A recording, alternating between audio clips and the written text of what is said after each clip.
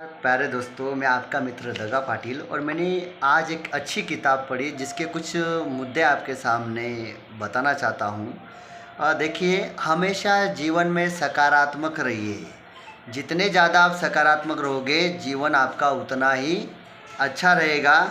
और किसी ने बहुत अच्छी बात कही है, जीवन का पिकनिक की तरह आनंद लीजिए। देखिए, हम क्या करते हैं, जीवन को दुख मानते हैं और हर समस्या को अपने सिर पर लेकर बैठते हैं। लेकिन जब हमें कहीं पिकनिक पे जाना होता है, तब हम अपने सारे काम जल्दी निपटा देते हैं और उसकी तैयारी करते हैं और पिकनिक का पूरा आनंद लेते हैं। ऐसा कभी होता नहीं है कि हम बहुत दुख में हैं और पिकनिक को गए और हम दुख भूल कर ना, ऐसा कभी नहीं होता है। तो प्यारे दोस्तों, किसी ने बहुत अच्छी बात कही है, जीवन का पिकनिक की तरह आनंद लेना है। मेरे एक दोस्त को मैंने कहा कि भाई, तू बहुत नाराज़ रहता नहीं है, बहुत खुश रहता है, तेरे खुशी का कारण क्या है? उसने कहा कि मुझे किसी चीज़ का भाव पता नहीं है, कौन सी चीज़ कितने में मिलती कुछ पता नहीं है, मैं ज़्यादा टेंशन नहीं लेता हूँ, इसलिए मस्त जीता हूँ। और सही कहा है किसी ने, सभी बातों के लिए दवाइयाँ है, लेकिन चिंता के लिए कोई दवाई नहीं है, चिंता के लिए कोई दवा नहीं मिलती है।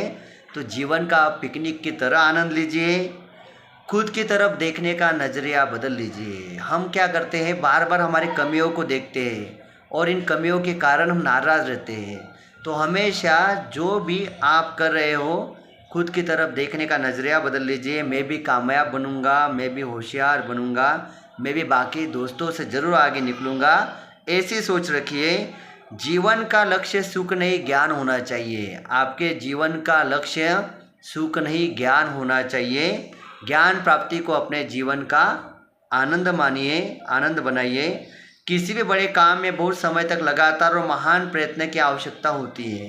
किसी भी काम के लिए आपको महान बनने के लिए लगातार प्रयत्न की आवश्यकता होती है, तब आप महान बनते हो। एक दिन का प्रयत्न, एक दिन की कोशिश आपको विजेता नहीं बना सकती। थोड़े से असफल होने पर कभी चिंता नहीं करनी चाहिए। देखो, असफलता जीवन का महत्वपूर्ण हिस्सा है। जब हम असफल होते हैं ना, तभी हमें सफलता का महत्व पता चलता है। जब हम किसी से प्रेम करते हैं तो वह प्रेम घूम फिरकर हमारे पास ही आता है, और जब हम किसी से नफरत करते हैं तो नफरत भी हमारे पास ही आती है। तो किसी से भी सच्चे मन से प्रेम कीजिए, नफरत कभी मत कीजिए। और एक बात याद रखिए, अभागे और दुर्बल लोग हमेशा अपने दुखों या कष्टों के लिए दूसरों को दोषी मानते हैं। जो अभागे होते हैं, जो दुर्बल होते हैं ना, वो हमेशा अपने कष्टों के लिए, दुखों के लिए दूसरों को दोषी मानते हैं। मेरा अच्छा नहीं हुआ, मेरा ऐसे हुआ, मेरे माता पिता के कारण बुरा हुआ, मेरे माता पिता ने मुझे ये नहीं पढ़ने दिया, वो नहीं करने दिया। हमेशा अभागे लोग दूसरों को दोषी मानते हैं। जीवन में आगे बढ़ने के लिए निष्क्रियता का त्याग करना होगा। अगर आपको आपके सपने पूरे करने हैं तो जीवन में आगे बढ़ने के लिए आपको निष्क्रियता का त्याग करना होगा। शिक्षा का समस्त सार ये है कि हमें एक स्वामी के समान कार्य करने चाहिए, न कि दास की तरह। शिक्षा का मुख्य उद्देश्य यही है कि आपको एक मालिक की तरह कार्य करने चाहिए, स्वामी की तरह कार्य करना चाहिए, दास की तरह कार्य नहीं करने चाहिए। शिक्षा का सार है। मन के अनुसार कार्य मिलने पर अत्यंत मूर्ख व्यक्ति भी इसे कर सकता है। फेवरेट काम जो रहा, मन पसंदीदा काम रहा, तो इसे मूर्ख भी कर सकता है। सब कामों को जो अपने मन के अनुकूल बनाता है वही बुद्धिमान होता है। सभी कामों को जो अपने मन के अनुसार बनाता है ना, वही सच्चा बुद्धिमान होता है। हमें किसी भी प्रकार के कर्तव्य की उपेक्षा नहीं करनी चाहिए। माता पिता की सेवा हो, पढ़ाई हो, आपका जॉब हो, किसी भी कार्य का हमें उपेक्षा नहीं करनी चाहिए। सदा परोपकार करते रहिए, सदा अच्छे काम करते रहिए, दूसरों पर उपकार करते रहिए।